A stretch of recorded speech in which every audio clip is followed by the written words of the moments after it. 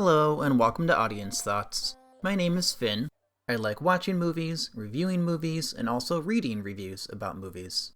And that's what this podcast is about. Each episode, I review a film I've seen recently, and then I read a range of reviews from other moviegoers. I source my reviews from Letterboxd.com, a social media and movie catalog site. On Letterboxd, anyone can post reviews of movies they've seen. I've been continually impressed by the quality of user reviews, and in particular, how people with varying opinions can effectively argue their stance on a movie. This podcast is about sharing a range of audience thoughts on film. Today, we'll be covering The Menu, a 2022 film from director Mark Mylod. In The Menu, a dozen guests, including foodie Nicholas Hoult and a more casual Anya Taylor-Joy, visit an exclusive island restaurant run by head chef Rafe Fiennes. Note that this podcast contains spoilers. In brief, though, I recommend the movie, and so does Letterboxd as a whole, with an average rating of 3.8 stars out of 5. If you're curious, give it a watch when you can, then come back to hear how your thoughts compare to others. Some of the following reviews are lightly edited for length, language, and clarity across audio.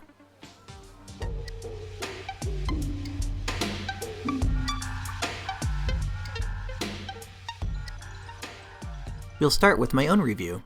I've given The Menu 4 stars out of 5. Critiquing this movie feels wrong.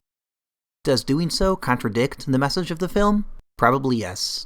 But I guess I have some thoughts anyway, so here, I made you a cheeseburger. I love Hong Chau, the actress behind the maitre d', Elsa. She's incredible. Only after finishing the film did I remember how I knew her. The Watchmen series on HBO, in which she was excellent. I'm excited to seek out her other performances before undoubtedly being blessed with her casting in future roles. Nicholas Hoult is more tolerable than usual. Okay, to be honest, he impressed me, so there's hope for the lad yet. I'm trying to figure out Anya Taylor-Joy. I think she plays all of her characters pretty similarly. You might call that a narrow range, but her performances are so consistent, and in each role she has moments of brilliance. Ralph Fiennes as the chef is certainly mad. He plays the antagonist right on the cusp of hyperbole, teetering on the edge of absurdity. But whether or not he tips overboard, you can decide for yourself. As far as my opinion is concerned, John Leguizamo can star in every movie ever until he accepts the comforting warmth of retirement. He's a regrettably underused actor, and his performance here is as balanced as always. The editing is fast, I feel, but the movie is so packed, the editing honestly needs to be fast. The pacing is more of a steady sear than a simmer. It gets going early on and doesn't stop. But the madness is constantly escalating to where, by the end of the film, earlier events seem mundane. One of the later scenes involves the women dining together with a sous chef.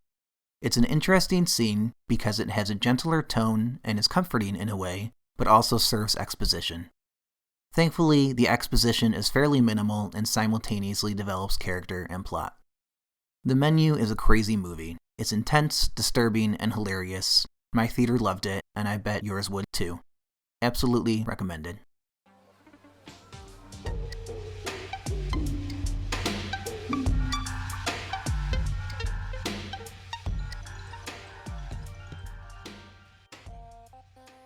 For the first of our audience thoughts, we want to start with a positive reflection.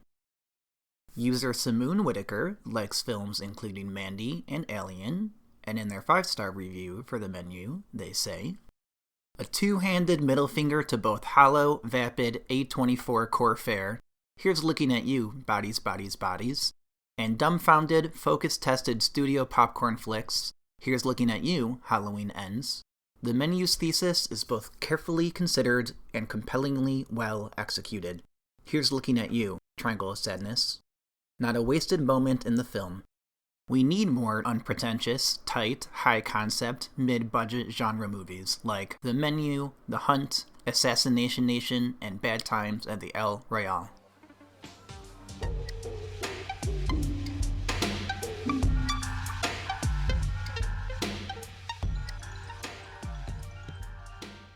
Our second review comes from user Love Movies. They like Blade Runner, Alien, Midnight in Paris, and The Thing. They rated the menu 3 stars and said, "I know already that this is going to be a very divisive film. Either you'll love it or hate it. I like to be a contrarian, so I'm already in between.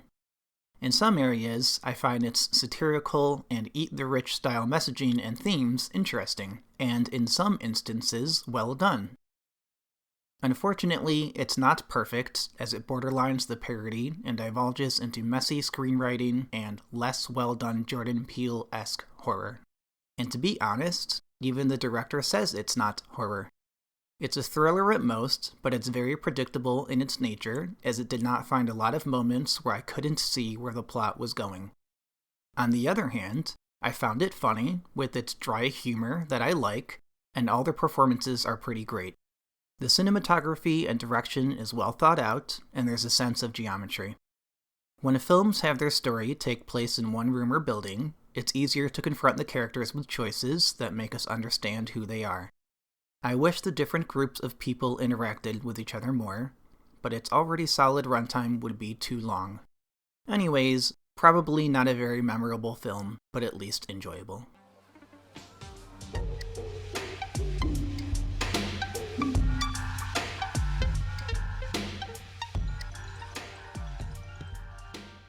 Our first totally negative review comes from Matthew.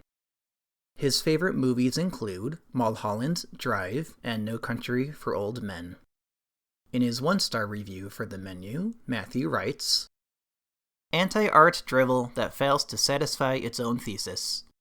An embarrassing heap of tepid whining and sniffling, recursive philosophical fraudulence made for STEM freaks complaining about their required art classes being a waste of time. Fighting pretension with pretension doesn't service your argument. I thank this movie for giving me the most fitting definition of hack filmmaking I've come across."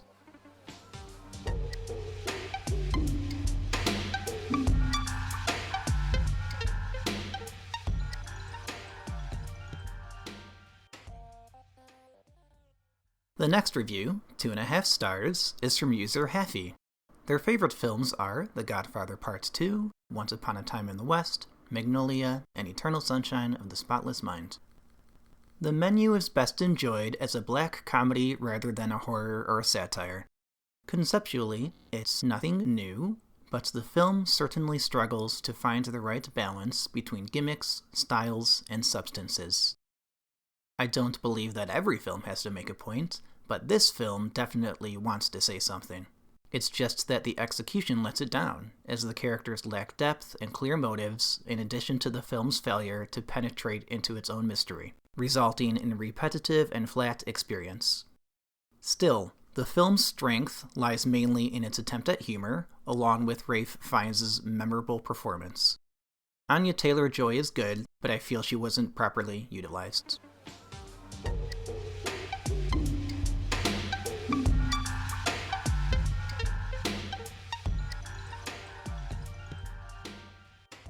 Our next review is also positive, from user Nathan Gearhart. They claim to have seen over 6,000 films, and their current favorites include RoboCop and Streets of Fire.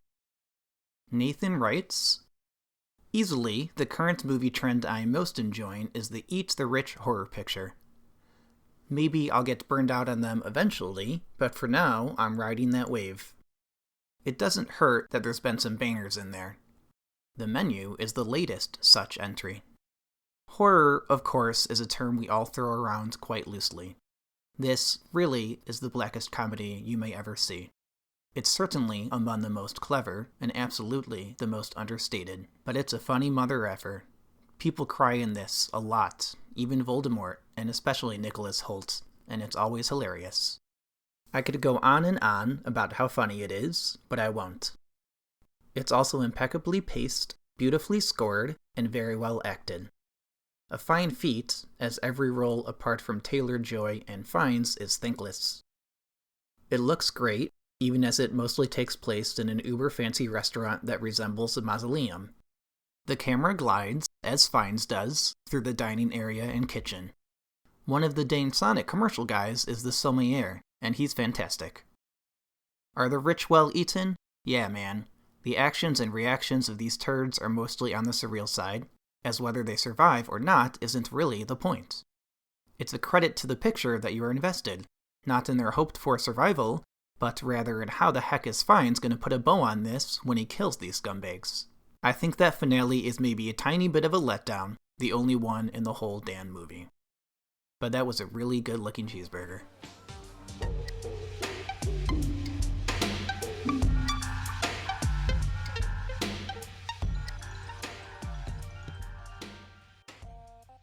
Another negative review is by Ryan Karpenko. They like The Shining, Phantom Thread, and When Harry Met Sally. But they definitely don't like the menu, rating it only half a star. Ryan writes, "Not funny, not interesting, not surprising, not entertaining, not intelligent, not anything. I wish I could say the movie is self-aware of how aggressively worthless it is, but I think it legitimately doesn't realize that its satire applies more to me, someone who paid real-world money to sit through it, than it does to its bourgeois characters. One of the worst things I've ever seen."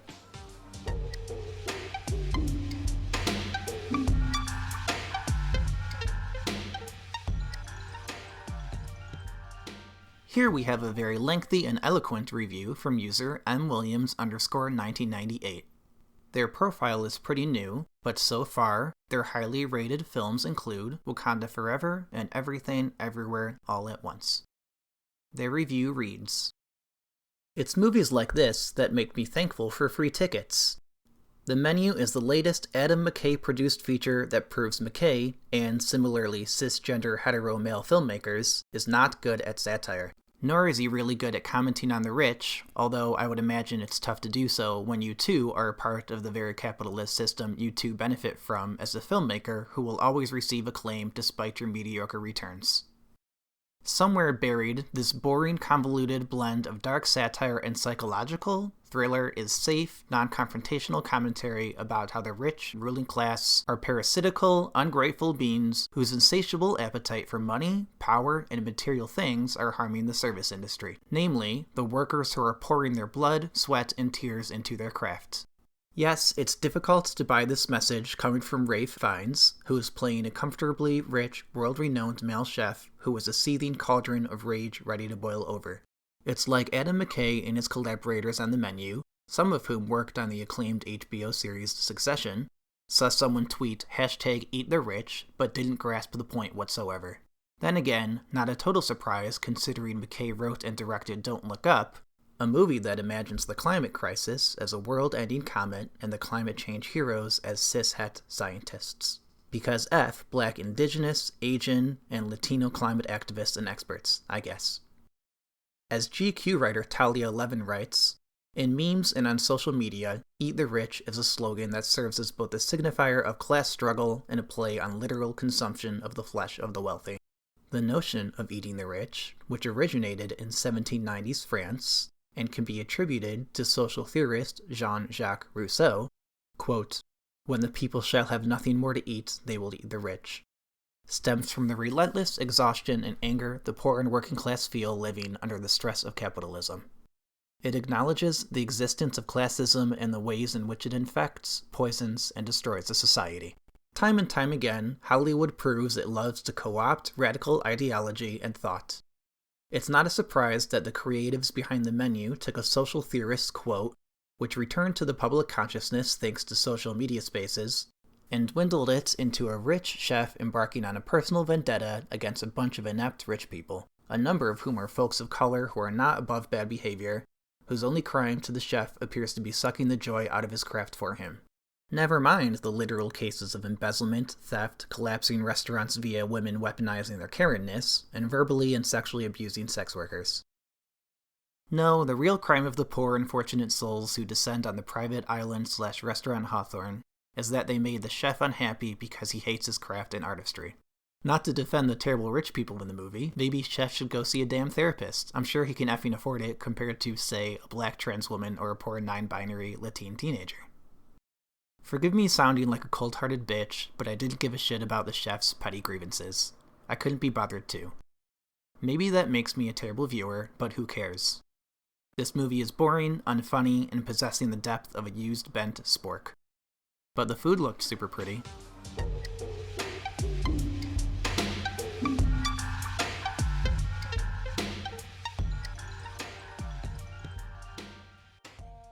And finally, we'll conclude with a positive review from user GuguGaga1. Their favorite films include Pulp Fiction and Mulholland Drive. They say, in part, I thought this was a wickedly clever meta-critique of cinema's landscape. The pretentious critics analyzing food to the umpteenth degree in poetic stanzas, the food critics, the scum watching their films, the finance criminals and an implied child rapist, the people obsessed with the idea of fame and fortune and pursue it, the sous chef, the people that watch films but don't see them, the whole audience, the obsessed fanboy who worships the artist only to not actually understand the craft, Tyler, and finally, the girl Margot, who just wants a damn cheeseburger, the only one who at least knows what she wants and why. It exhibits the groupthink and cult-like worshipping of films that people don't even know why they like it. Why is this restaurant the best? Because the critics say so.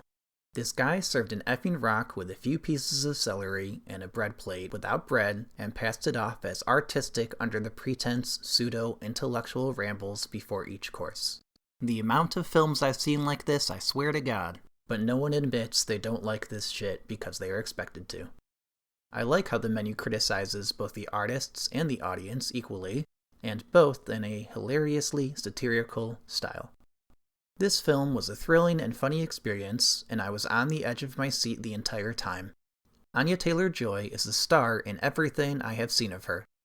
Ralph Fiennes is terrifying and hilarious, the script is pretty effing funny, the cinematography is great, and even though the film might come off as a little pretentious, I don't think it's taking itself too seriously, and it's all under 2 hours.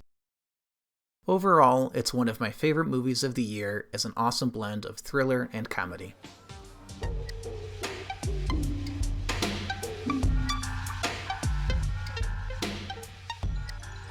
That's all for this episode. Thanks for listening, and keep an eye out for the next episode.